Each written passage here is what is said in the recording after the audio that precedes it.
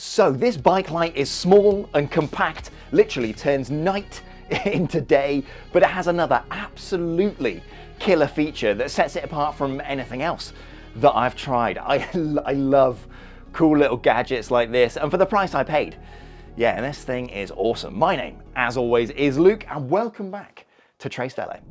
Now, I'm not sure about you, but I reckon I do about 30, maybe 40% of my rides this time of year in the dark after sunset. The days are just so short, so having a decent set of lights has always been key for me. So we are talking front lights today, and I've covered a couple on the channel in the past, and I'll throw up some video of those, and they've been really good, but this one that I'm showing you now is just so cool, and it's yeah, like a cut above in a lot of ways actually. And it's worth stating the company Magicshine, yeah, Magicshine, they've not contacted me to do a sponsored video or anything like that. I found this on AliExpress, and yeah, I bought it with my own cash. So yeah, with that out of the way, yeah, let me show you this thing.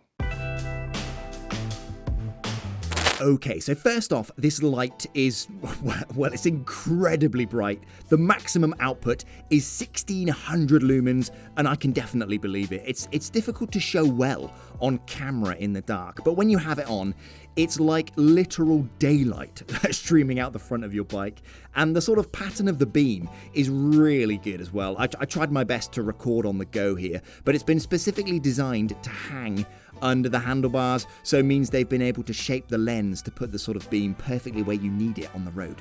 So a halogen bulb in a car headlight, that's 1200 lumens, there or thereabouts, on high beams. So at 1600 lumens, this thing is well above that, and that's all well and good, literally bright enough for any scenario, but it's also going to be enough to blind any oncoming traffic or any other cyclists on the other side of the road.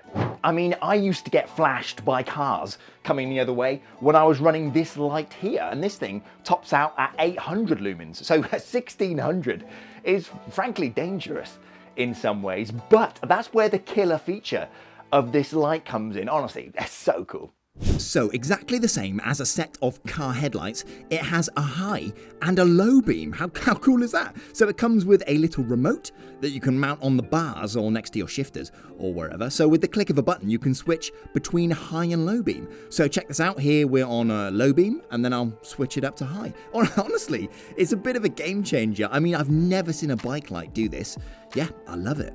Now the unit itself, like I said, it's really small and compact for what it's capable of. So a regular bike light like this one weighs in at 116 grams, and this one 157 grams. So it's not even that much bigger or heavier. Now it can only really be mounted underneath the bars with a GoPro fitting, but it does come with a decent handlebar mount in the box that can fit a Garmin on the top as well. Now considering the size, battery life is decent. A lot of these high-powered bike lights will require a bulky external battery pack, but this one, it's all self-contained, just a lot easier to manage. It's apparently 4000 milliamp hours, and here are the run times for the different modes. I will say 2 hours at the maximum brightness is pretty generous, more like 1 hour and 20 I found, but that has been at near freezing temperatures. Later on in the year when it warms up, the battery is probably going to last a little bit longer.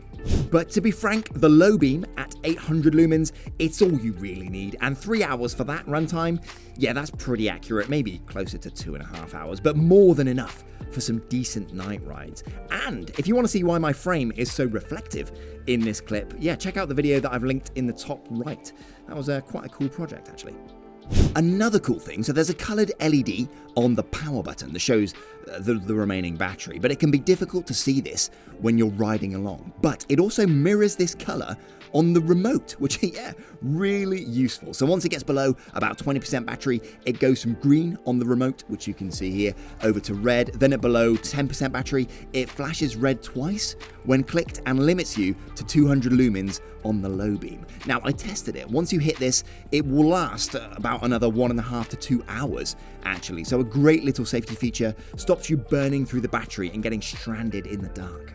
Now, they've got an app that you can use to program the light with whatever whatever modes you want. So you can pick the brightness levels and set flashing modes or whatever. And then you can switch between these on the go with the remote too. But if that's too much faff, you can also just use the button on the actual light to switch between the basic modes. It's basically wicked. I've always wanted to have high and low beams on a bike light. And the way it's been integrated here with the remote and everything, it's just fantastic. Now, I got mine for 53 quid delivered to my house, which I think is pretty reasonable actually, considering the build quality of this thing. Like, there's a machined aluminium housing for the main body and stuff like that. Interestingly, my one is labeled CBL 1600, but you can also find them branded as Evo 1700. From doing a little bit of kind of digging around, I think I found out that my one here, it's labeled differently because it's specific to the Chinese market. Whether or not there's 100 lumen difference in the maximum brightness between them, I don't know, but I very much doubt it. I suspect they're exactly the same unit. Now, you can also get them on Amazon for about 90 quid, and I think I saw some YouTube reviews where they had a 15% discount code from the company. So this video is going to take me like 2 days to edit together. So while I'm doing that, I'll drop the company Magicshine. I'll drop them a message and see if I can hook that up as well. But to be honest, if you can find a listing for it on AliExpress, FBI, open up!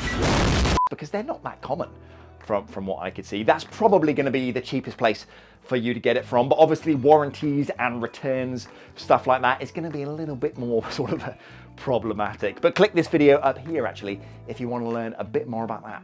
Anyway, this thing is great. Like I said, rides in the dark, they're a very common occurrence for me these days, especially with a new 3-month-old daughter. Carving out enough time during daylight hours on some days is a near impossible task. So when I find something like this that just makes riding at night a lot more enjoyable and quite fun as well to kind of fiddle around with, then yeah, I had to show you. It's a big part. Night riding is a big part of how I ride. So this is, yeah, really, really awesome, honestly. Right, anyway, enough of that. Subscribe if you like this kind of thing. Hit the like button if you enjoyed this episode that I've produced for you. And yeah, that's it. Right, see you next time.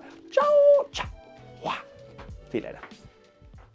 Okay, so I'll pop this at the end, but I did notice the reviews for this thing on Amazon they weren't exactly glowing. I think it had like 3.8 stars out of 5. So I did a bit of digging into those reviews, and a lot of the criticisms revolved around the plastic GoPro mount on the top here. I'll include some pictures, but some people seemingly had this part crack open or like explode apart.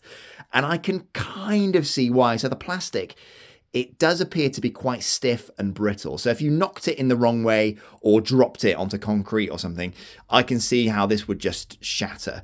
So yeah, like I've had no issues with it. I will say that when you press this button down on the front, this is meant to slide out, but it does get stuck sometimes just because the fit is quite tight in there. So I can see if you force that, maybe it would snap this off or snap these two pieces here. So what I will say is that if you do get this, just be careful with this mount on the top. I've had no problems with it.